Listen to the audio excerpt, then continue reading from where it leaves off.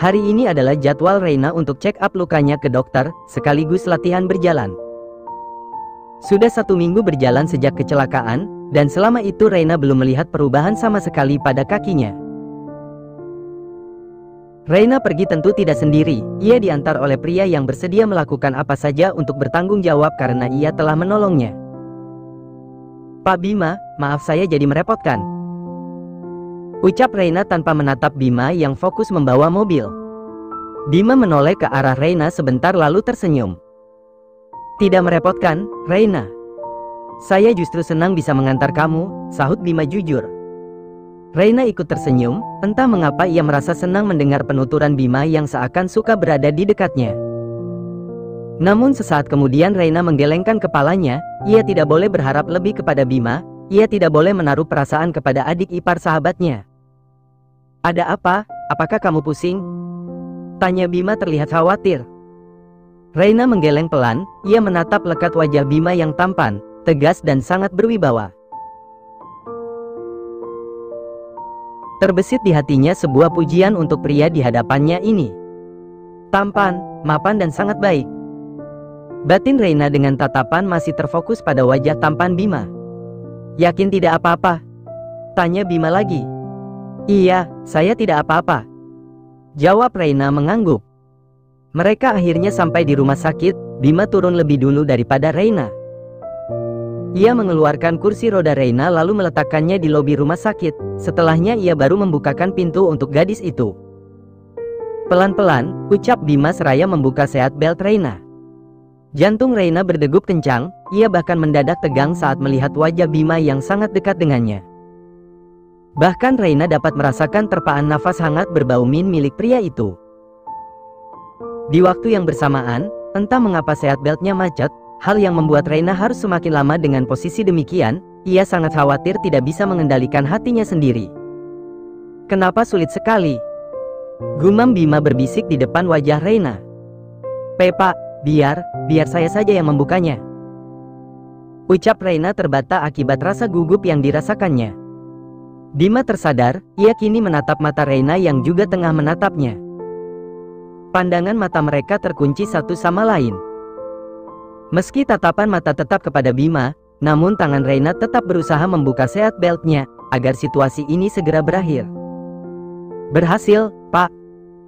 Helaan nafas Reina terdengar saat ia berhasil membuka seat beltnya. Bima tersadar, ia buru-buru menjauh dari Reina sambil menggaruk pelipisnya. "Saya bantu," ucap Bima lalu menggendong Reina tanpa banyak bicara lagi.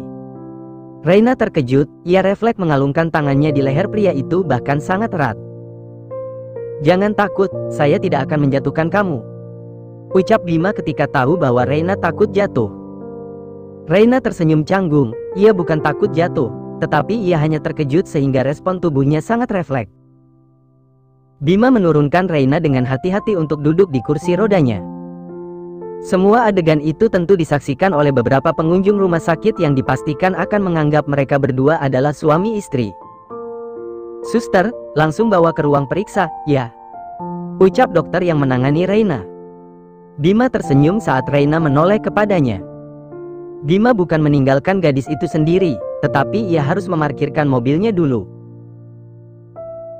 Setelah selesai memarkirkan mobilnya di tempat yang benar, Bima segera masuk ke dalam rumah sakit dan pergi ke ruang periksa Reina. Saat sampai di sana, ternyata latihan jalan baru saja ingin dilakukan. "Nah itu Pak Bima, sekarang bisa dimulai latihannya biar semangat, kan?" tanya dokter itu. Reina menatap dokter dengan bingung. "Saya tidak menunggu," ucapan Reina terhenti karena Bima memotongnya. "Berjuanglah, Reina. Saya di sini akan menunggu kamu dan mendampingi kamu sampai benar-benar bisa berjalan kembali," ujar Bima sungguh-sungguh. Reina menelan salivanya, ia menatap Bima lalu menghela nafas pelan. "Kenapa kasih semangat udah kayak mau lamaran sih, segala mendampingi?" batin Reina malu-malu. Reina tersenyum. "Iya, Pak. Terima kasih," balas Reina atas ucapan Bima tadi. Perlahan suster menurunkan kedua kaki Reina ke lantai, ia juga membantu Reina agar kuat berdiri.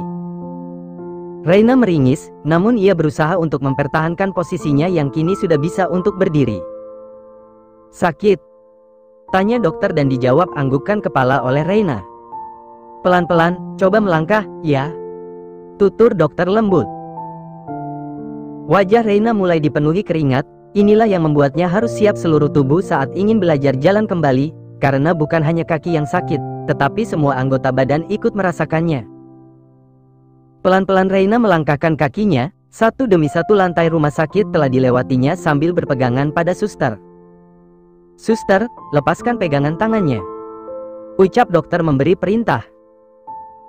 Suster melakukannya, ia melepaskan pegangan Reina di tangannya.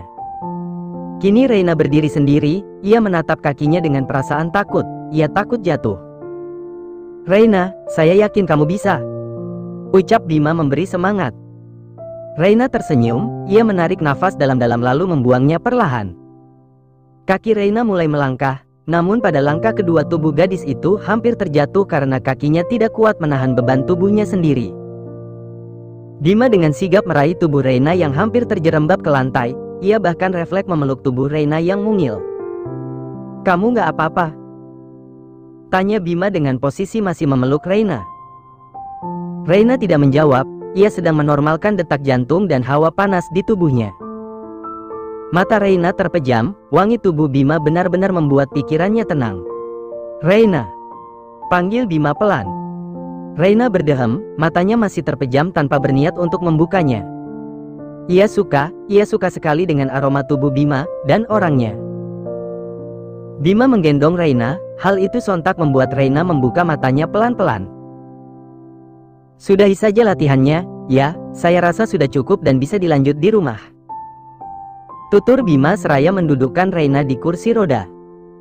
Bima menunduk, ia merogoh kantong celananya dan mengambil sapu tangan lalu menyeka keringat di dahi Reina. Semangat dan jangan pernah menyerah.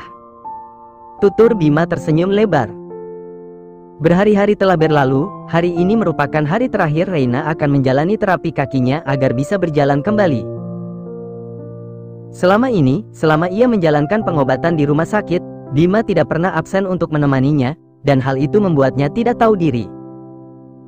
Ya, Reina menyebut dirinya tidak tahu diri karena mengaku telah jatuh cinta kepada orang yang sudah sangat membantunya. Ada yang tahu perasaannya? Alara, wanita itu mengetahui perasaan sahabatnya, bahkan sebelum Reina memberitahunya. Bagaimana Alara tidak tahu? Begitu jelas tatapan Reina untuk adik iparnya, dan hal itulah yang membuat Alara yakin bahwa Reina memiliki rasa kepada Bima. Tanggapan Alara? Ia bahkan sangat senang, apalagi jika Reina bisa membuat Bima kembali merasa bahagia, karena itulah Alara akan mendoakan yang terbaik untuk keduanya. Hari ini yakin lo mau pulang? Tanya Alara yang sedang membantu mengemasi barang sahabatnya. Jawab Reina hanya berdehem. Pulang tanpa kasih tahu perasaan lo sama Kak Bima? Tanya Alara lagi. Kali ini pertanyaan Alara membuat Reina mendongak, menatap sahabatnya yang juga sedang menatapnya serius. Iya, karena gue cukup tahu diri, Ra. Selama ini Pak Bima udah banyak bantu gue, dan sekarang dengan gak tahu dirinya gue malah suka sama dia. Jawab Reina mendesah pelan.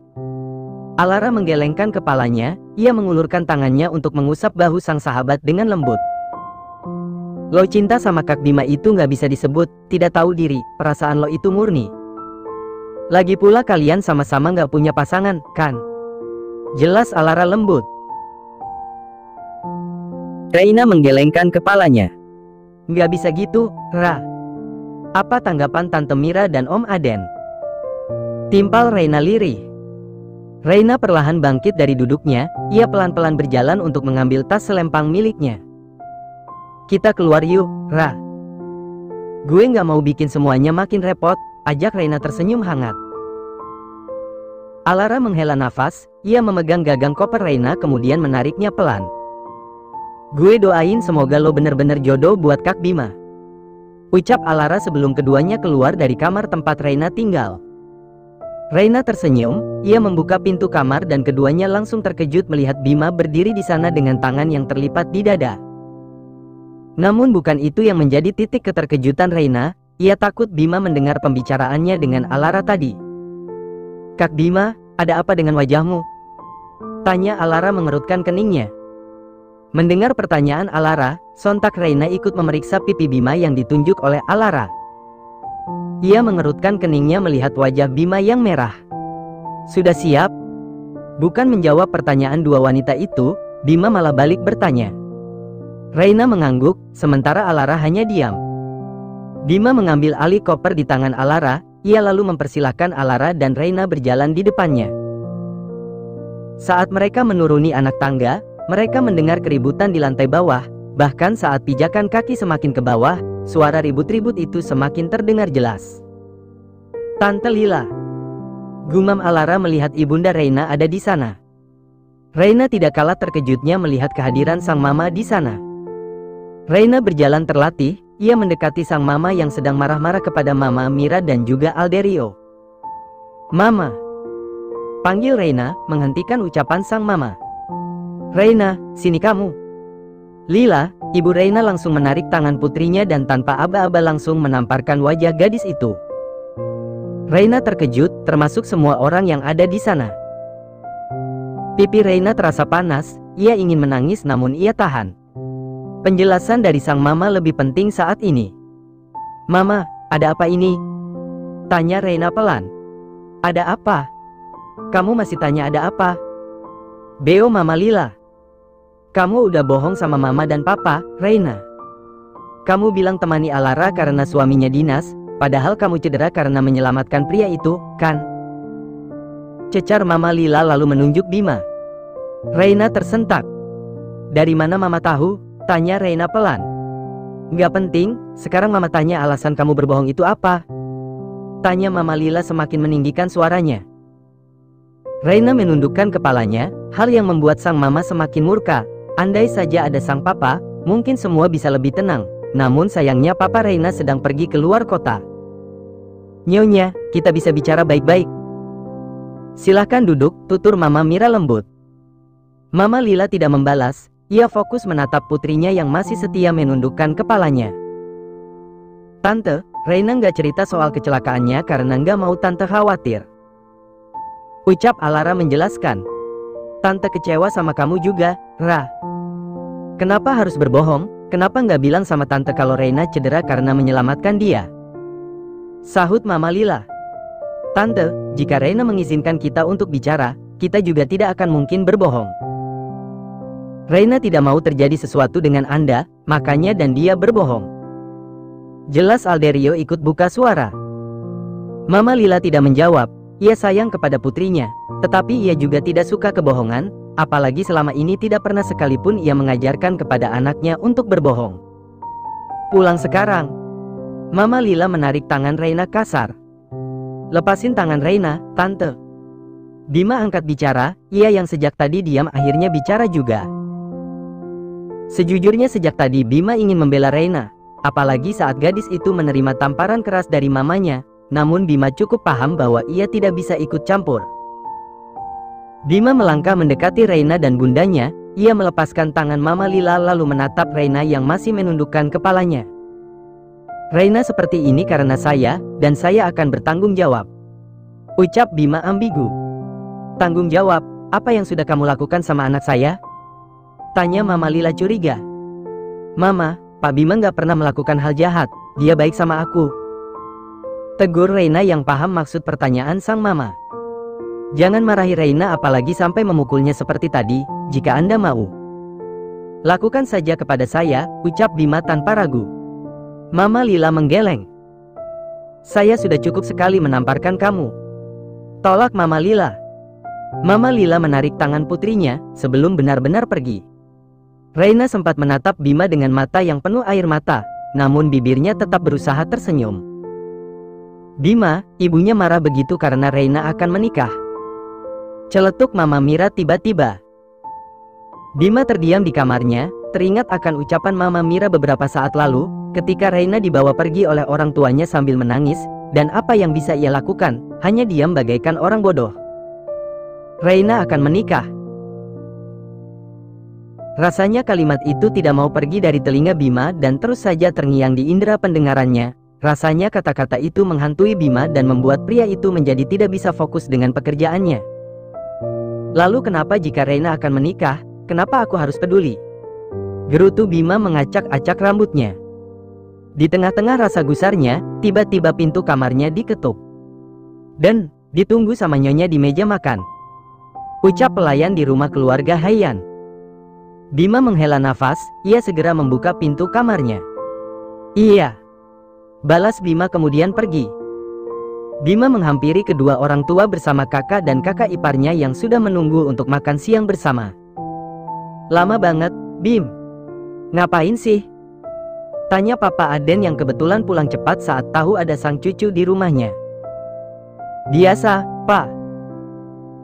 Ada sedikit kerjaan dari kantor, jawab Bima seraya menyendok nasi ke dalam piringnya. Bicara soal kantor, kapan mulai gabung sama perusahaan kita, Al? Tanya Papa Aden kepada putra sulungnya.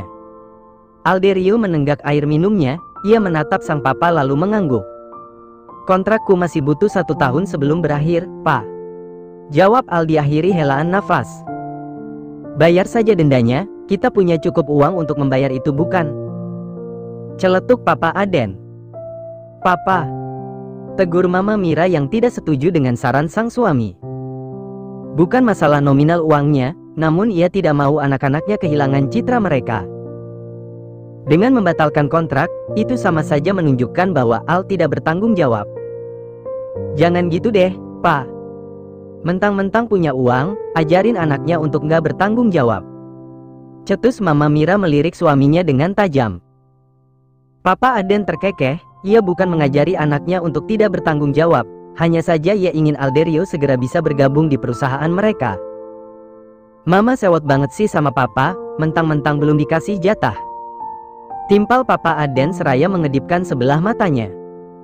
Semua orang yang ada di meja makan sontak tertawa mendengar ucapan Papa Aden, termasuk para pelayan yang sedang bekerja di sana. Ya ampun, ternyata Papa sama anak sama aja, ya? Sama-sama asal kalau ngomong. Celetuk Alara tiba-tiba.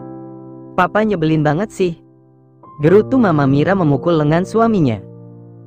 Alderio tertawa keras melihat tingkah kedua orang tuanya, sementara Bima hanya terkekeh pelan karena saat ini pikirannya benar-benar tidak fokus. Tunggu deh, kayak ada yang aneh gak sih? Tanya Papa Aden menghentikan tawanya. Mama Mira dan yang lainnya kebingungan mendengar ucapan Papa Aden barusan. Aneh? Apa yang aneh sekarang? Bim, tumben gak ikut ledekin Papa sama Mama. Tugas kantor berat banget ya sampai kamu kepikiran gitu. Tanya Papa Aden yang menyadari perubahan sikap putra keduanya. Bima tersadar, ia menatap sang papa lalu tersenyum. Enggak kok, Pa. Aku lagi kebetulan melamun aja, nggak ada hubungannya sama urusan kantor. Jawab Bima, tidak mungkin ia mengatakan bahwa ia memikirkan soal Reina. Bukan urusan kantor, tapi urusan hati, Pa. Sahut Alderio dengan cepat. Alara mencubit tangan suaminya, tidak bisakah mulut pria itu diam? Meskipun tahu segalanya, namun akan lebih baik tutup mulut saja. Sakit, sayang. Ringis Alderio yang dibalas pelototan oleh istrinya. Sementara Papa Aden menatap sang istri, meminta kejelasan atas ucapan Alderio barusan. Dan Mama Mira malah menjawabnya dengan gelengan kepala, ia tidak tahu apapun urusan percintaan anak-anaknya. Aku masih ada kerjaan, aku permisi, ya. Bima bangkit dari duduknya lalu beranjak pergi meninggalkan ruang makan. Alara berdecak kesal. Kamu sih, Mas. Tegur Alara. Alderio hanya tersenyum tanpa dosa, namun ia beranjak untuk mencari keberadaan sang adik untuk meminta maaf jika ia sudah salah bicara. Setelah kepergian Alderio dan Bima, kini tinggal Alara dan kedua mertuanya yang ada di meja makan, menatap penuh bingung kepada kakak beradik itu. Sebenarnya ada apa, Alara? Tanya Papa Aden kepada menantunya. Aku nggak bisa bicara banyak, Pa. Aku nggak ada hak, yang bisa aku katakan hanya semoga apapun yang terjadi akan baik untuk Kak Bima. Jawab Alara dengan sopan. Ya udah nggak apa-apa, dilanjut makannya, nak. Tutur Mama Mira dengan lembut. Sementara Papa Aden hanya bisa menghela nafas, ia memang penasaran dan ingin tahu, namun jika harus memaksa juga tidak mungkin. Benar kata menantunya, ia harus mendoakan apapun semoga yang terbaik untuk putranya. Papa yakin jika cinta Bima tulus, maka mereka pasti akan bersama. Meskipun Papa belum tahu siapa gadis itu, yang jelas Papa mau Bima bahagia sama seperti Al bahagia dengan pasangannya. Ucap Papa Aden tersenyum hangat.